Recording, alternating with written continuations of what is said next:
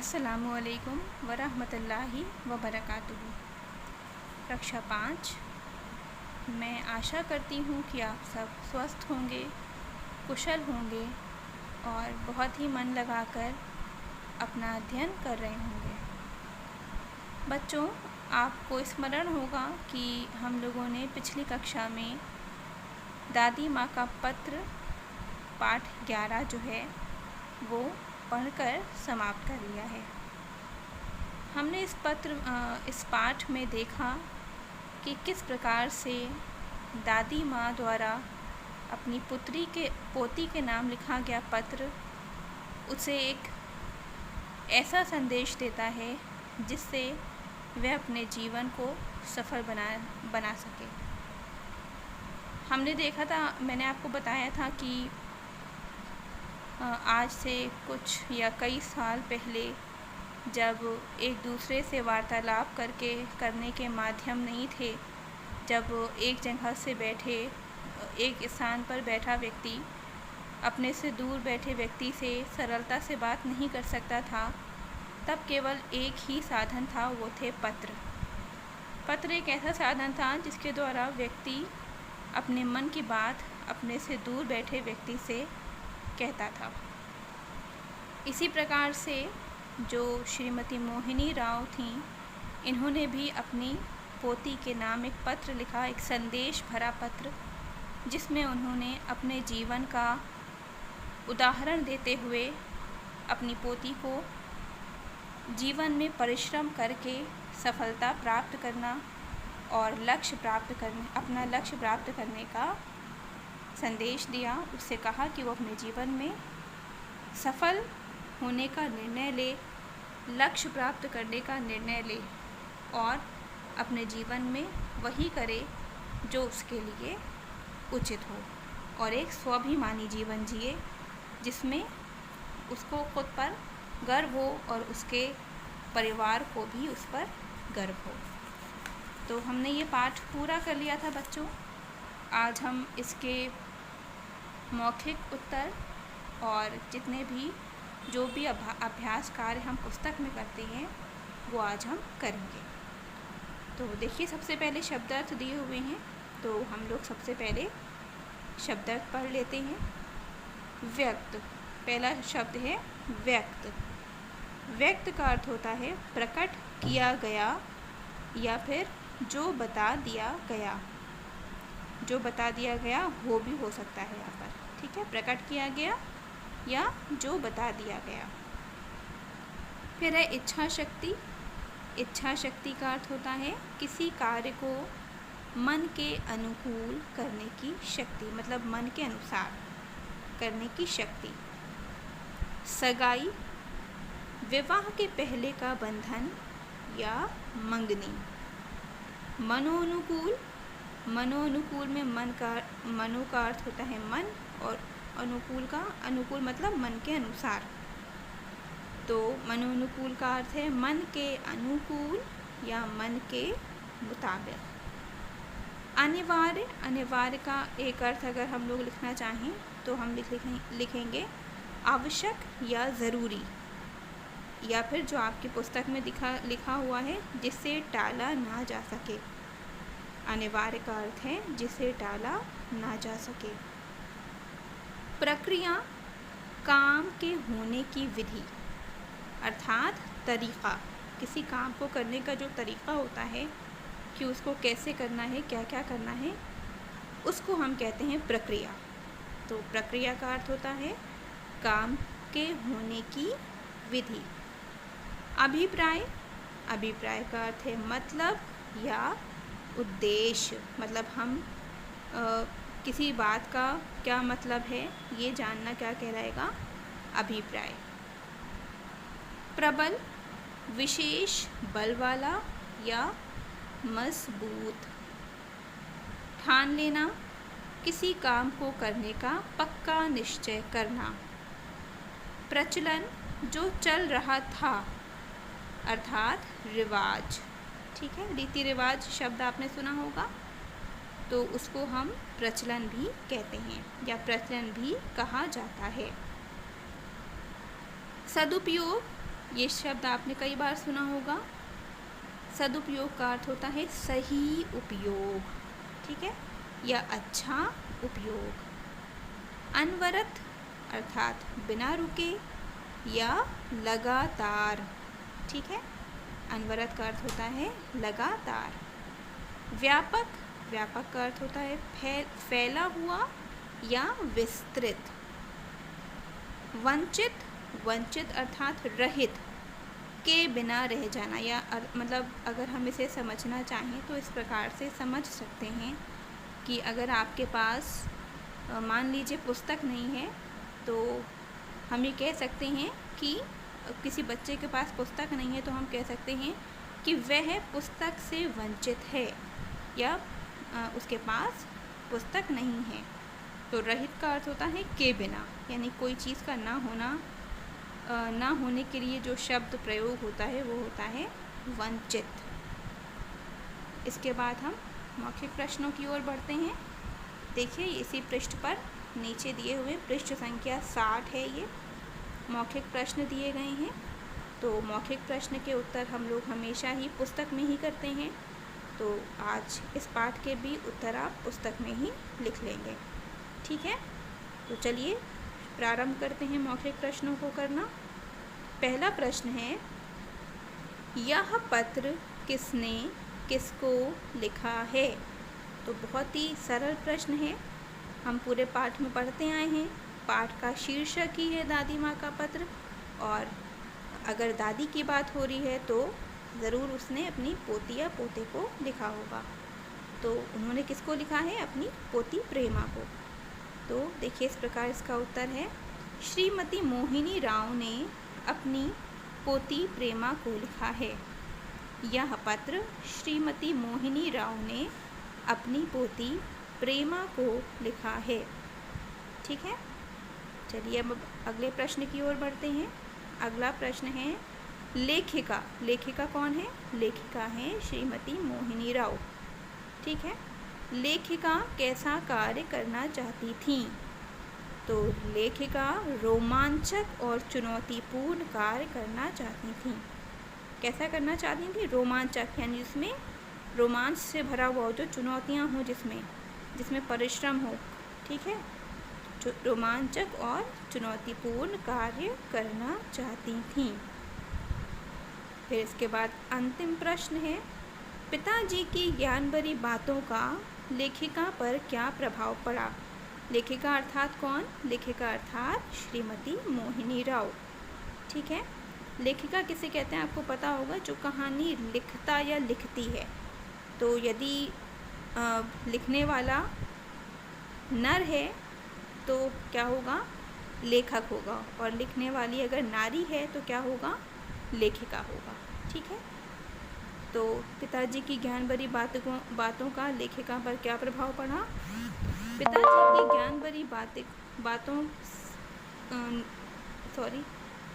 की ज्ञान भरी बातों ने लेखिका के व्यक्तित्व में स्वाभिमान पैदा करते हुए, ठीक है। पिताजी की ज्ञान भरी बातों ने लेखिका के व्यक्तित्व में स्वाभिमान पैदा करते हुए उन्हें यह आभास कराया कि शिक्षिका की नौकरी सबसे अच्छी नौकरी है। मैं फिर से पढ़ रही हूँ, गौर से सुनिएगा, इसे लिख लीजिएगा अपनी पुस्तक में। पिताजी की ज्ञान भरी बातों ने लेखिका के व्यक्तित्व में स्वाभिमान पैदा करते हुए उन्हें यह आभास कराया कि शिक्षिका की नौकरी सबसे अच्छी नौकरी है, ठीक है बच्चों। इन तीनों के प्रश्न, तीन ही प्रश्न हैं इस पाठ में, तो आप इन तीनों के प्रश्न उत्तर अपनी पुस्तक में ही लिख लेंगे। चलिए हम अगले पृष्ठ पर की ओर बढ़ते हैं। पृष्ठ संख्या 61 पर है। सबसे ऊपर तो लिखित प्रश्न है जो कि हम उत्तर पुस्तिका में करेंगे, तो इसे हम अभी छोड़ देते हैं। अभी हम पुस्तक वाला कार्य कर रहे हैं, तो यहाँ देख लेते हैं क्या है। इससे पता चलता है कि तुम, देखिए बच्चों, जो बुक में पहले से, पुस्तक में पहले से जो उन्होंने जिससे इसको मिलाया है वो गलत है।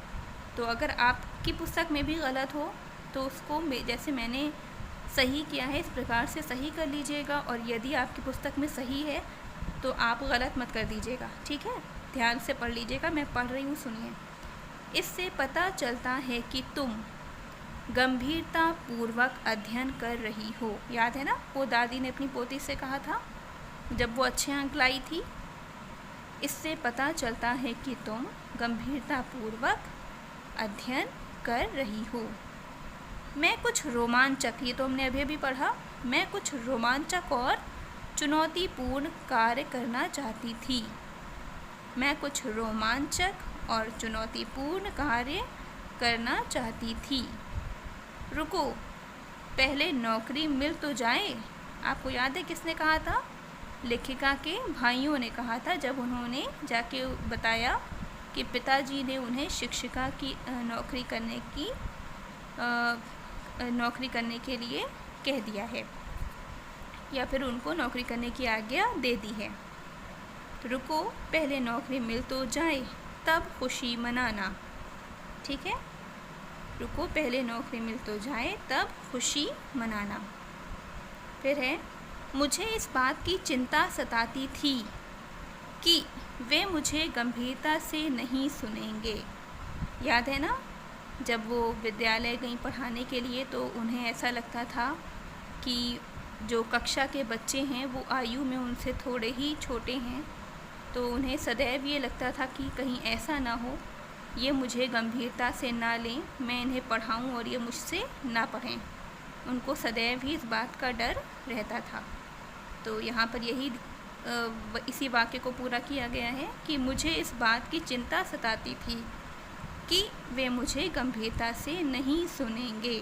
वे कौन? उनके छात्र। फिर अगला, ज्ञान और सीख, प्रयोग या यहाँ पे कुछ और भी होगा जो यहाँ पर मिसप्रिंट है। तो ज्ञान और सीख प्रयोग बांटने से बढ़ते हैं। ज्ञान और सीख प्रयोग बांटने से बढ़ते हैं। कठोर परिश्रम का फल सदा अच्छा होता है। कठोर परिश्रम का फल सदा अच्छा होता है। इसके बाद हम इसी पृष्ठ पर नीचे आएंगे, बहुविकल्पी प्रश्न दिए हुए हैं। पाठ के अनुसार सही बात पर सही का चिन्ह लगाओ। पहला है, पाठ के अनुसार गलती हो जाने पर लोग किसे दोष देते हैं? ये हम लोगों ने पढ़ा था कि लोग परिस्थितियों को दोष देते हैं। तो उत्तर क्या होगा? परिस्थितियों को। पाठ के अनुसार गलती हो जाने पर लोग परिस्थितियों को दोष देते हैं। लेखिका को कौन सी कक्षाओं को पढ़ाना था? तो इसका उत्तर होगा 7वीं से 10वीं। 7वीं से 10वीं। फिर आखिरी, स्त्री शिक्षित हो जाए तो, याद है आपको ये बात किसने कही थी? ये बात कही थी महात्मा गांधी ने कि स्त्री शिक्षित हो जाए तो परिवार शिक्षित हो जाता है। ठीक है, स्त्री शिक्षित हो जाए तो परिवार शिक्षित हो जाता है। फिर है भाषा बोध, क्रिया में आई प्रत्यय जोड़कर हम भाववाचक संज्ञा शब्द बनाते हैं। निम्नलिखित क्रियाओं में आई प्रत्यय जोड़कर भाववाचक संज्ञाएं बनाओ। हमें क्या करना है? आई प्रत्यय जोड़कर भाववाचक संज्ञा बनानी है।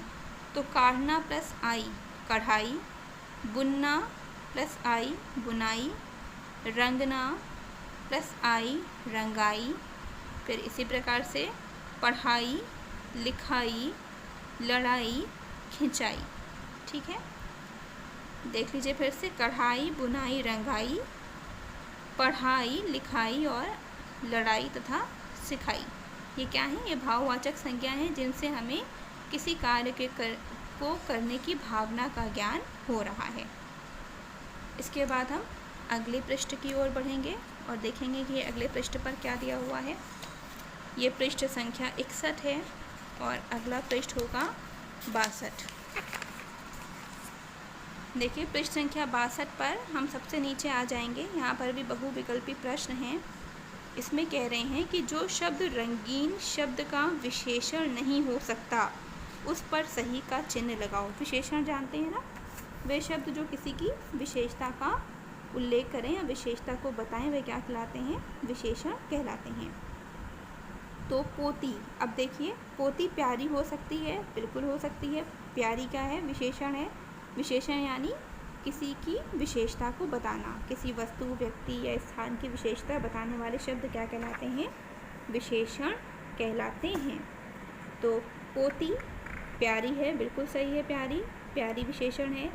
अच्छी भी विशेषण है। और अंतिम में देखिए सुंदर लिखा है, वो भी क्या है? विशेषण है। पर निर्मला, निर्मला विशेषण नहीं है, क्योंकि निर्मल क्या है? एक तरह की भावना है। निर्मल हृदय सुना होगा आपने, यानी कोमल हृदय। तो पोती का जो विशेषण है वो निर्मला नहीं है, प्यारी, अच्छी और सुंदर है।